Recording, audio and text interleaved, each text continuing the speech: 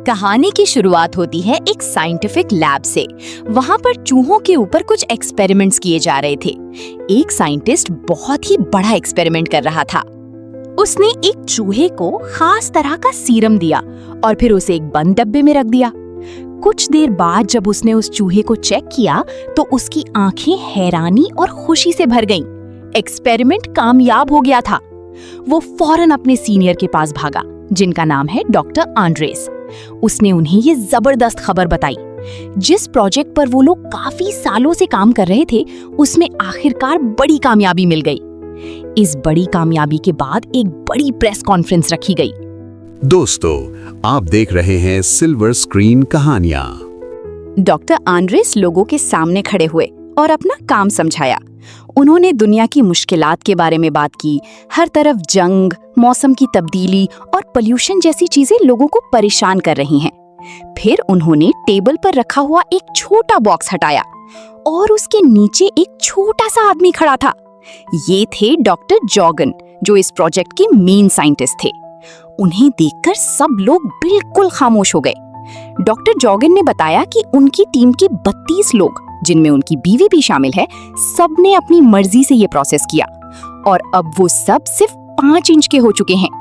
उन्होंने सबको यकीन दिलाया कि ये प्रोसेस बिल्कुल सेफ है और इसमें कोई दर्द भी नहीं होता। अपनी बात को साबित करने के लिए एक और आदमी ट्रॉली पर बाकी टीम को लेकर आया। सब लोग हैरानी से देखने लगे। ट्रॉली पर बहुत से छोटे लोग हाथ हिला रहे थे। डॉक्टर यॉगन ने कहा कि ये एक नए दौर की शुरुआत है और 5 साल की मेहनत का नतीजा है। इस एक्सपेरिमेंट का दुनिया को फायदा दिखाने के लिए एक असिस्टेंट ने एक छोटी प्लास्टिक की थैली उठाई। उसने कहा कि इस छोटी सी थैली में पिछले 5 साल में इन 32 लोगों का पूरा कचरा रखा गया है। आइडिया बिल्कुल सीधा था। छोटा इंसान कम जगह, कम खाना, कम रिसोर्सेज यूज करेगा। डॉक्टर यॉगन ने पूरी दुनिया को ओपन इनवाइट दिया कि जो चाहे इस प्रोसेस से गुजर सकता है। ये खबर जंगल की आग की तरह फैल गई। हर कोई डाउनसाइजिंग यानी छोटा होने के बारे में बात करने लगा। अब कहानी का फोकस हमारे हीरो पॉल पर आता है। पॉल एक बिल्कुल नॉर्मल जिंदगी जी रहा था। वो अपनी बीमार माँ का घर पर ख्याल रखता था, लेकिन बदकिस्मती से उसकी पूरी कोशिश के बावजूद उसकी माँ की तबीयत खराब होती गई और कुछ अरसे बाद वो गुजर गई। पॉल एक फैक्ट्री में काम करता था और साथ ही लोगों की मदद भी करता था। उसे दिल से लोगों की मदद करना पसंद था। पॉल की शादी ऑड्री नाम की औरत से हुई थी। उनके बच्चे नहीं थे, लेकिन दोनों एक दूसरे से बहुत मोहब्बत करते थे। शादी के बाद उन्होंने एक नया घर खरीदा, जिसमें उनकी सारी सेविंग्स खत्म हो गई। तब पॉल को एहसास हुआ कि सपने पूरे करना कितना महंगा होता है। एक शाम पॉल और ऑड्री अपने दोस्तों के साथ एक पार्टी में गए। इस पार्टी की मेन अट्रैक्शन 2 छोटे लोग थे, डेव और कैरल। ये लोग डाउनसाइजिंग के फायदे बताने आए थे। डेव ने बताया कि छोटा होने का कोई नुकसान नहीं है, तुम जो चाहो कर सकते हो, लेकिन एक ऐसी दुनिया में जहां तुम्हारा पैसा बहुत ज्यादा चलेगा। उसने बताया कि उनकी कम्युनिटी का नाम है लेजरलैंड, जहां सब कुछ बहुत सस्ता है। उसने अपनी बड़ी हवेली का भी जिक्र किया, जो वो नॉर्मल लाइफ में कभी नहीं ले सकता था। इस प्रेजेंटेशन का पॉल और ऑड्री पर बहुत गहरा असर पड़ा। घर आकर उनके दिमाग में नए सपने घूमने लगे। कुछ दिन बाद उन्हें लीजरलैंड विजिट करने का इनवाइट मिला। अगली सुबह वो वहां गए। वो जगह बिल्कुल परफेक्ट, साफ और खूबसूरत थी, सिर्फ छोटे लोगों के लिए बनी हुई। एक खुशमिजाज छोटा आदमी उनका वेलकम करता है और उन्हें टूर देता है। वो अपना लग्जरियस घर दिखाता है, जो उसने सिर्फ थोड़े पैसों में लिया होता है। वो अपनी छोटी बीवी से मिलवाता है और दोनों अपनी परफेक्ट लाइफ दिखाते हैं। बिना पैसों की टेंशन के एक कंफर्टेबल जिंदगी का आइडिया अब बहुत अट्रैक्टिव लगने लगता है। टूर देने वाला छोटा आदमी पॉल और ऑड्री को मजीद समझाता गया। उसने बताया कि छोटा होने के बाद मेरी जिंदगी बिल्कुल बदल गई है। कोई भी अपने जिस्म में ये तब्दीली ला सकता है और किसी किस्म का कोई मसला नहीं होता। इसके बाद पॉल और ऑड्री डॉक्टर से मिलते हैं। डॉक्टर उन्हें पैसों की सच्चाई सीधे अल्फाज में बताता है। वो कहता है कि छोटा होने के बाद उनका बड़ा घर बेकार हो जाएगा। वो उसे बेचकर लेजरलैंड में बहुत ज्यादा अमीर बन सकते हैं। वहाँ सब कुछ इतना सस्ता है कि वो जितना चाहे खर्च कर सकते हैं, फिर भी पैसे खत्म नहीं होंगे। आखिरकार पॉल और ऑड्री मिलकर छोटा होने का फैसला कर लेते हैं। पॉल अपनी जॉब पर जाता है और अपने कॉलीग्स को बताता है कि आज उसका लास्ट दिन है। वो कहता है कि वो डाउनसाइजिंग करने जा रहा है और लेशर लैंड में अपनी नई जिंदगी शुरू करेगा। उसके साथी उसके लिए खुश होते हैं और उसे अलविदा कहते हैं। पॉल और ऑड्री अपने तमाम दोस्तों से आखिरी बार मिलते हैं। उन्हें पता होता है कि छोटा होने के बाद वो दोबारा कभी नहीं मिल पाएंगे।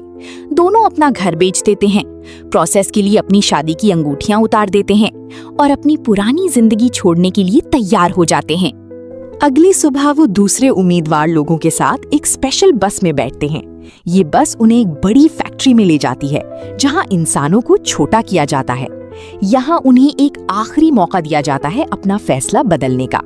एक ऑफिसर पूछता है, क्या आपको कोई डाउट है? कोई आपको मजबूर तो नहीं कर रहा? पॉल और ऑड्री दोनों यकीन के साथ कहते हैं कि ये उनका अपना फैसला है। उन्हें बताया जाता है कि मर्दों और औरतों का प्रोसेस अलग अलग होता है। दोनों आखिरी बार एक दूसरे को गले लगाते हैं और वादा करते हैं कि दूसरी तरफ मिलेंगे। पॉल को उस एरिया में ले जाया जाता है जहां बहुत से आदमी खड़े होते हैं। उन्हें छोटा करने की तैयारी शुरू हो जाती है। उनके जिस्म के तमाम बाल शेव कर दिए जाते हैं। जो दांत खराब होते हैं उन्हें निकाल दिया जाता है। ये सब कुछ बेहोशी के दौरान होता है, इसीलिए उन्हें कोई दर्द महसूस नहीं होता। फिर पॉल को एक एडवांस्ड मशीन में रखा जाता है। ये प्रोसेस तकरीबन 20 मिनट चलता है और जब सब खत्म होता है, पॉल सिर्फ 5 इंच का रह जाता है। नए छोटे लोगों को एक रिकवरी एरिया में ले जाया जाता है। यहाँ सब कुछ उनके साइज के मुताबिक होता है। छोटे डॉक्टर्स उनका इलाज करते हैं। उनके दांतों की जगह आर्टिफिशियल दांत लगाए जाते हैं।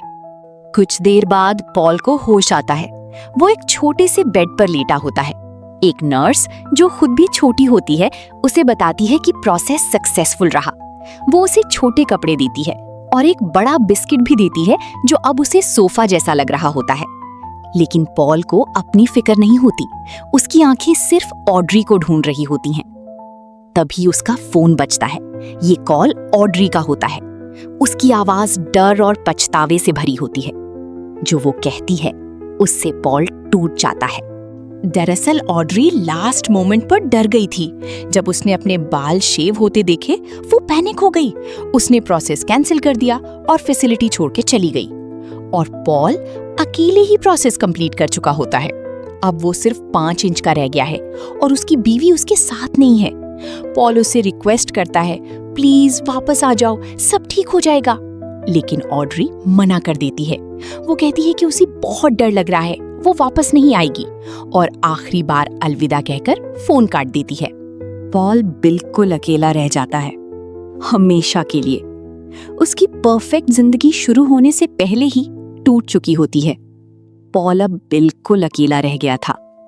वो एक परफेक्ट और लग्जूरियस घर में रहता था, लेकिन अंदर से बिल्कुल टूट चुका था। उसकी जिंदगी में पैसा था, कंफर्ट था, लेकिन सुकून नहीं था। कुछ ही दिनों बाद उसकी शादी की अंगूठियां उसे भेज दी जाती हैं। वो अंगूठियां जो अब उसके साइज के हिसाब से बहुत बड़ी होती हैं। उन्हें देखकर उसका दर्द और गहरा हो जाता है। एक पूरा साल गुजर जाता है। पॉल अकेला ही रहता है। वो ऐश की जिंदगी तो जी रहा होता है, लेकिन उसे शेयर करने के लिए कोई नहीं होता। कभी कभी वो अपने दोस्त डेव से मिलता है। डेव उसे समझाता है कि यहाँ बहुत सी औरतें हैं, किसी और को ट्राई करो।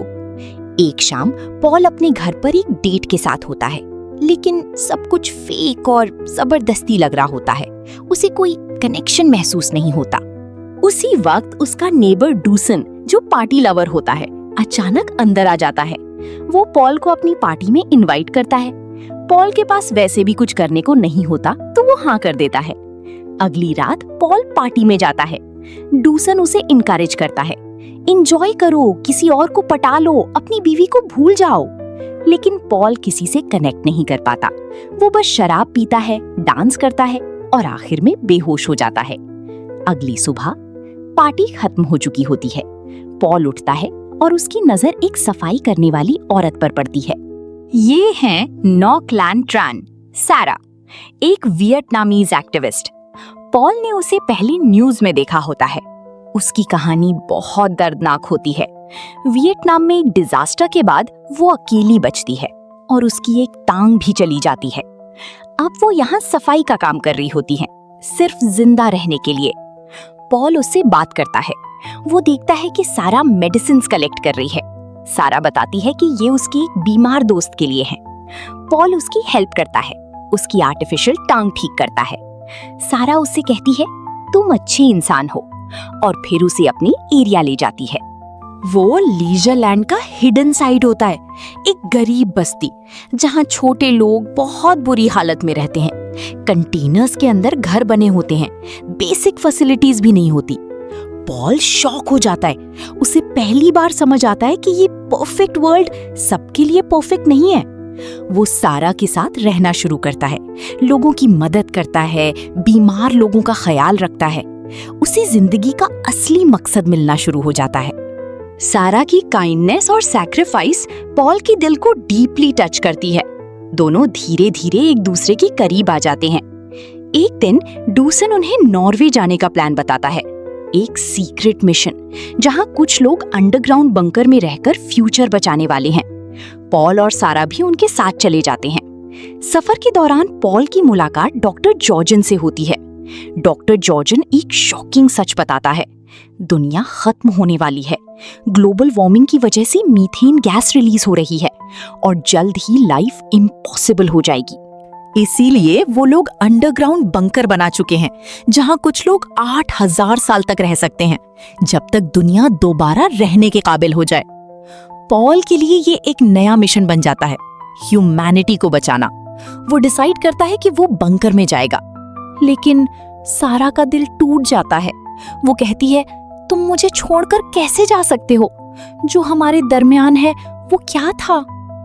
पॉल कंफ्यूज होता है, लेकिन फिर भी कहता है मुझे जाना होगा, ये जरूरी है। फाइनल मोमेंट आता है। सब लोग बंकर के लिए टनल में जा रहे होते हैं। पॉल भी अंदर चला जाता है, लेकिन हर कदम के साथ उसका दिल बदलता जाता है। उसे समझ आता है सिर्फ जिंदा रहना जिंदगी नहीं होती, जिंदगी लोगों के साथ होती है। अचानक वो रुक जाता है और वापस मुड़ जाता है। सारा और ड्यूसन बाहर इंतजार कर रहे होते हैं और फिर अंधेरे से पॉल वापस आ जाता है। वो सारा के पास जाता है, उसकी आंखों में देखकर कहता है मैं तुमसे मोहब्बत करता हूं। और यहां स्टोरी का असली मैसेज मिलता है। जिंदगी का मतलब पैसा, लग्जरी या सर्वाइवल नहीं, बल्कि इंसानियत, मोहब्बत और दूसरों की मदद है। आखिर में पॉल और सारा डिसाइड करते हैं कि वो लोगों की मदद करते हुए जिंदगी गुजारेंगे। दोस्तों, अगर आपको ये वीडियो पसंद आए तो लाइक और सब्सक्राइब करना हरगिज न भूलिएगा।